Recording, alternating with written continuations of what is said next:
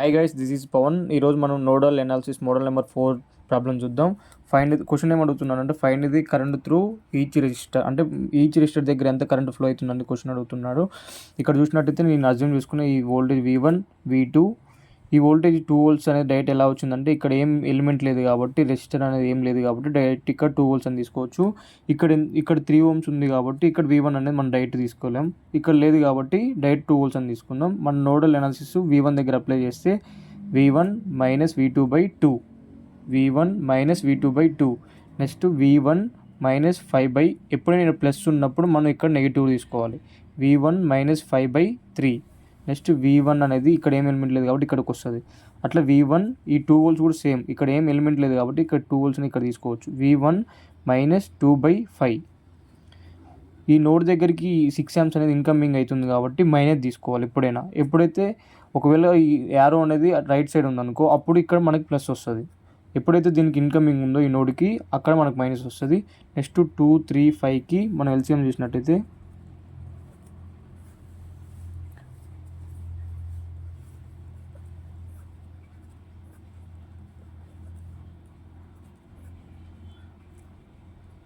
మనకి 2 3 5, 2 3 6, 6 5 30 వస్తుంది కాబట్టి 30 అంటే ఇది 15 టైమ్స్ పోతుంది.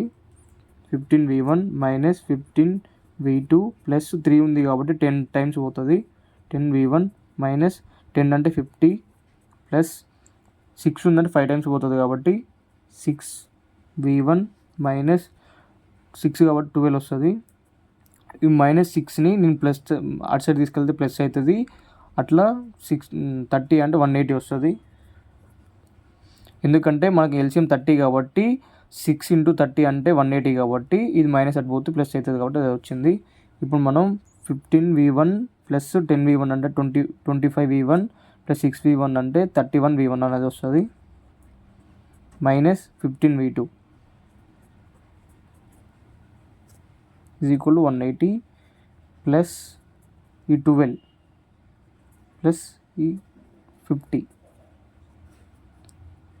31 V1 minus 15 V2 is equal to 180 plus 12 అంటే 192, 242 అనేది వస్తుంది. ఇది మనకి ఈక్వేషన్ 1 అనుకోవచ్చు. మనం V1 దగ్గర అప్లై చేసినప్పుడు మనకి ఈ ఈక్వేషన్ వచ్చింది. నెక్స్ట్ మనం V2 దగ్గర చూద్దాం.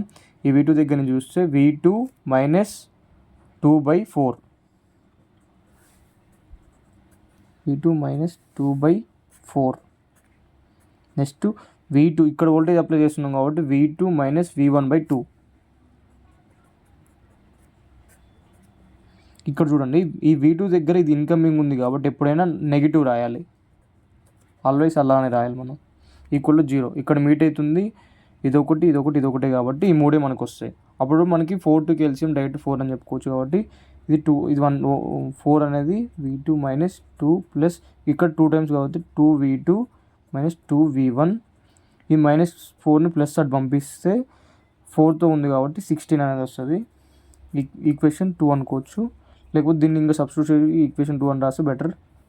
Minus 2V1 plus 2V2, V2 అనేది 3V2 మైనస్ 2 అలా తీసుకెళ్తే 16 ప్లస్ 2 అంటే 18 అవుతుంది.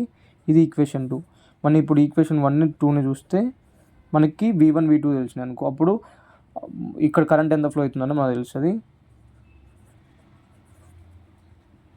Equation 1 31 V1 minus 15 V2 is equal to 242. Next 2V1 plus 3V2 is equal to 18. మనం ఇప్పుడు ఇక్కడ చూసినట్టయితే ఇది 15 ఉంది, దీన్ని మనం 3తో మల్టిప్లై చేసినాం అనుకో 15 V2 వస్తుంది. అప్పుడు minus 15 V2 plus 15 V2 cancel అవుతుంది కాబట్టి ఈక్వేషన్ 2 మల్టిప్లై విత్ 5.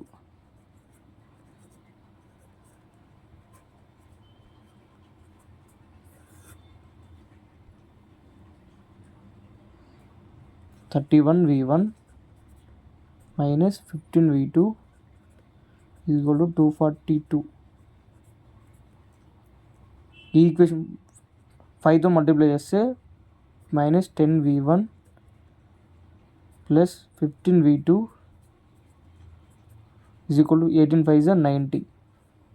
దీన్ని మనం ఇక్కడ సబ్స్టిట్యూట్ చేసినట్టయితే డైరెక్ట్ ఇక్కడ చేద్దాం. 31 - 10 అంటే 21 V1. ఇది డైరెక్ట్ క్యాన్సిల్ అవుతుంది. 242 + 90 అంటే 332 వస్తుంది. అప్పుడు మనకి V1 అనేది 332/21. మనకప్పుడు V1 అనేది 15.76, V2 అనేది 16.51 అనేది వస్తుంది. మనం అప్పుడు ఇక్కడ సబ్స్టిట్యూట్ చేసినట్టయితే మనకి ఎంత వచ్చింది? V1 అనేది 15.76 వోల్ట్స్ అనేది, V2 అనేది 16.51 వోల్ట్స్ అనేది వచ్చింది. అప్పుడు మనం ఇక్కడ సబ్స్టిట్యూట్ చేసినట్టయితే 15.76 V1, V2 అనేది 16.51 అనేది వస్తుంది. మనం ఇప్పుడు ఇక్కడ చూసినట్టయితే ఇక్కడ హయ్యర్ వోల్టేజ్ ఉంది కాబట్టి కరెంట్ అనేది ఈ డైరెక్షన్లో ఫ్లో అవుతుంది.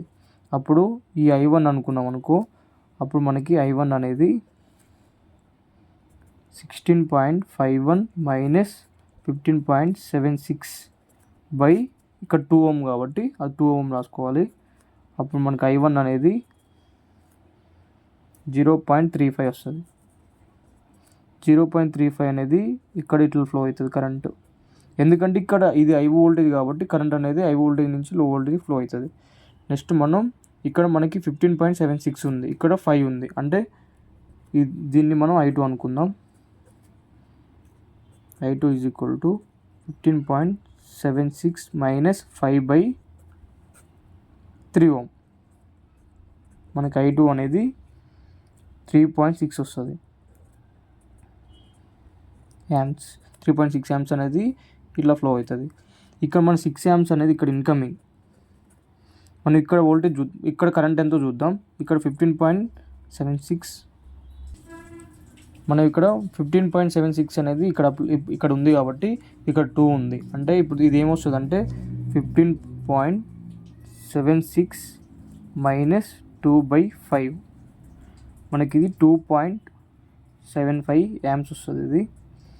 అప్పుడు ఇక్కడ మనకి ఇక్కడ 6 యాంప్స్ అనేది ఇక్కడ ఇన్కమింగ్, అంటే 6 = అవుట్ గోయింగ్, అంటే ఈ రెండు అవుట్ గోయింగ్ అయితే ఇప్పుడు ఎందుకంటే KCL అనేది ఇక్కడ సాటిస్ఫై అవ్వాలి కాబట్టి incoming current = out going currents, అంటే ఈ రెండు అవుట్ గోయింగ్ కరెంట్స్ దీనికి ఈక్వల్ ఉండాలి.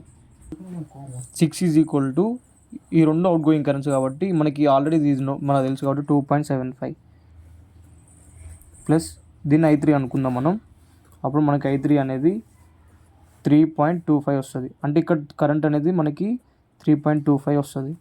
మనం ఇక్కడ చూసినట్టయితే మనకి 3.25 + 0.35 అనేది 3.6 వస్తుంది కాబట్టి మనకి KCL అనేది సాటిస్ఫై అవుతున్నట్టు. ఎందుకంటే ఇక్కడ ఇన్కమింగ్ కరెంట్ ఏమో 3.25 ఇటు వస్తుంది, 0.35 ఇటు వస్తుంది. అంటే అప్పుడు ఈ రెండు కలిస్తే మనకి ఇది ఈక్వల్ కావాలి కాబట్టి 3.25, 0.35 అనేది 3.6 ఈక్వల్ కాబట్టి మన కరెంట్ అనేది సేమ్ అలానే ఇప్పుడు 16.51 - 2/4 మనకి అప్పుడు ఇక్కడ కరెంట్ తెలుస్తుంది. ఎందుకంటే ఇక్కడ హై వోల్టేజ్ కాబట్టి మనకి ఈ కరెంట్ అనేది తెలవాలి. అప్పుడు ఇది ఎంత వస్తుంది అంటే 3.65 అనేది యాంప్స్ అనేది వస్తుంది. Thanks for watching. Please do subscribe.